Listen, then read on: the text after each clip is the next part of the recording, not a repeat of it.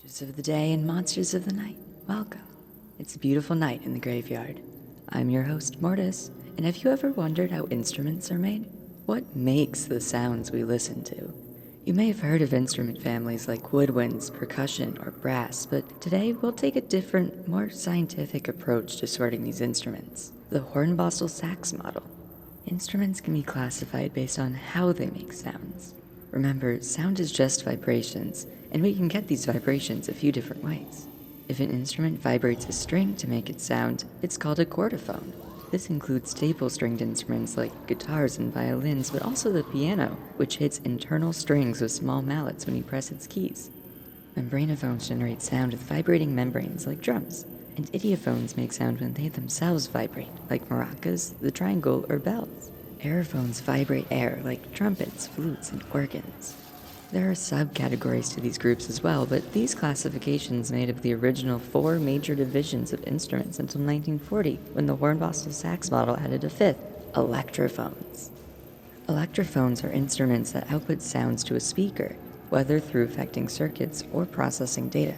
You may think that a speaker would count as a membranophone because it vibrates, but membranophones create sound by striking, rubbing, or blowing on a stretched, taut membrane, where speakers produce sounds through electromagnetic forces moving a more rigid body. These classifications of instruments are the main ways to make a sound, excluding some weird ones that use plasma or hydraulics.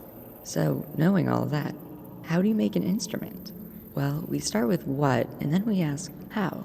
What do we want to use, and how do we want to use it? Different objects will have different timbre and resonance due to the differences in how they vibrate and shape moving air, aka they'll sound different. So experiment. You can turn to instruments you already know for inspiration, but messing around with everyday objects is definitely part of the fun. Look, here's one of my friends playing a ruler.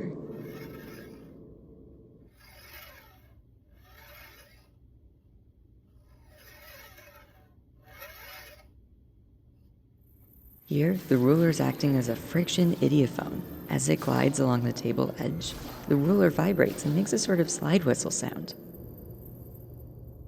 And, oh, you found something?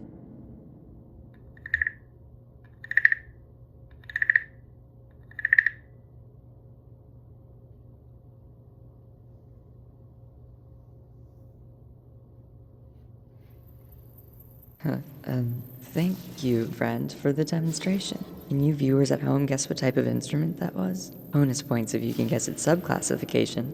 In the meantime, it's important to note that an instrument's family isn't determined by what it's made of, or how it looks, or even what it sounds like.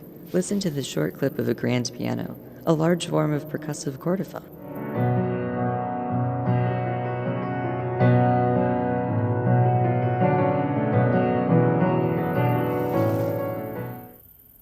Pressing keys strikes a hammer against the strings, and the sound resonates from the body. Electric keyboards may look and sound similar to pianos, but the way they make sound is completely different. There's no string to vibrate.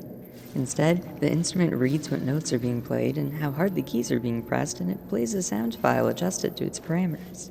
This is amazing technology used to assist in musical performance, and as an instrument with no strings, membranes, moving air, or internal resonance of its own, the keyboard is an electrophone, not a chordophone.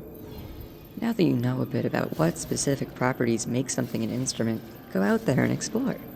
I'll be here with my rulers, wooden frog, and keyboard that's definitely not a real piano. Until then, it's been a wonderful night in the graveyard. This is Mortis, signing off.